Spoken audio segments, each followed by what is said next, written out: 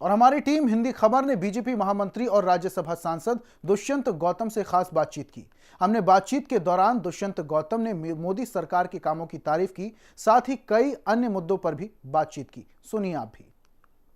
चंद्रयान 3 की सफल लैंडिंग के बाद अब भारत एक कदम और आगे निकल गया है। आदित्य L1 की लॉन्चिंग 11:50 पे की गई और इस मुद्दे पर हमारे साथ बातचीत करने के लिए दुष्यंत गौतम साहब मौजूद है। सर, एक पल और इतिहास भारत रचने के लिए लगातार अग्रसर है। हम बहुत सौभाग्यशाली हैं कि नरेंद्र मोदी जी के नेतृत्व में जिस प्रकार से हम लगातार विकास की ओर बढ़ रहे हैं और ऐसे विकास की ओर बढ़ रहे हैं कि आज संसार में देश का नाम हो रहा है। अभी हमने चंद्रयान की लॉन्चिंग ही नहीं की, चंद्रयान को हमने साउथ पोल पर उतारा, विश्व के अंदर पहला देश बने। लोग डरते थे लेकिन हमने करके दिखाया उसको। और सबसे बड़ी खुशी की बात है कि आज हमारे देश की प्रतिभाओं का जिस प्रकार से देश के प्रधानमंत्री सदुपयोग कर रहे हैं, ये प्रतिभाएं पहले भी थी, पहले उनकी कदर नहीं की जाती, आज उनकी इज्जत की जाती है। आज सूर्ययान L1 आदित्य को जो लॉन्च किया गया है, ये हमारे लिए बहुत ही खुशहाली का दिन है। और आने वाले समय के अंदर संसार के अंदर हम बता पाएंगे कि भारत एक ऐसा देश है जो विश्व के अंदर, जो प्रधानमंत्री नरेंद्र मोदी जी ने कहा है, one earth one in future one family, हम पूरे विश्व को एक मानकर चलते हैं और पूरे विश्व को दिशा दे सकते हैं।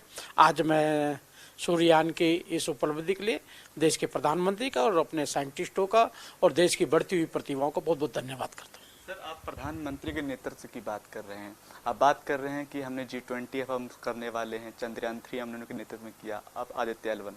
लेकिन विपक्ष की अगर कांग्रेस की बात करते हैं तो वो तो कह रहे हैं कि नेहरू जी ने ही जो दृष्टिकोण दिखाई उसी के चक्कर में आज जो है आदित्य L1 हमने किया और चंद्रयान 3 की सफल लैंडिंग भी उन्हीं के कारण हुई। देखिए, हम किसी भी प्रधानमंत्री के कार्यों को नकार नहीं रहे। जिनको कार्यकाल जो मिला है उन्होंने अपने हिसाब से जो भी किया होगा अच्छा किया होगा। लेकिन दुर्भाग्य ये है कि वो जितना जल्दी करना चाहिए था उसके बाद की पीढ़ियां उनकी कमाई को कब तक खाते रहेंगे। आज विपक्ष को आपकी हालत देख रहे हैं आप, जहां देश के प्रधानमंत्री भारत पुत्र आज सूर्ययान लॉन्च कर रहे हैं, आदित्य 1 लॉन्च कर रहे हैं, वहीं आपने कल की बैठक के अंदर देखा होगा सोनिया गांधी राहुल गांधी जी को लॉन्च करने गई थी, तो लोगों भी लॉन्च नहीं हो पाया। ममता बनर्जी अपने भतीजे को लॉन्च करने के लिए गई थी, शरद पवार अपनी बेटी को लॉन्च करने के लिए गए थे, लालू यादव अपने बेटों को लॉन्च करने गए थे, फारूक अब्दुल्ला उमर अब्दुल्ला को लॉन्च करने गए थे, कोई अखिलेश जी को लॉन्च करने, ऐसे सब अपने अपने परिवार को लॉन्च करने के लिए गए थे।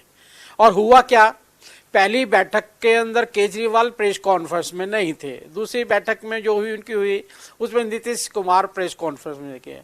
पहले तो फूफा रूठे थे, अब तो बुआ ही रूठ गई। कल ममता बनर्जी प्रेस कॉन्फ्रेंस करके नहीं गई है। तो साफ साफ जाहिर होता है कि जो इनका बंटवारा है, अपने आप को जो उन्होंने भ्रष्टाचार किया उसको बचाने के कारण अपनी रियासतों की ये लड़ाइयाँ लड़ रहे हैं।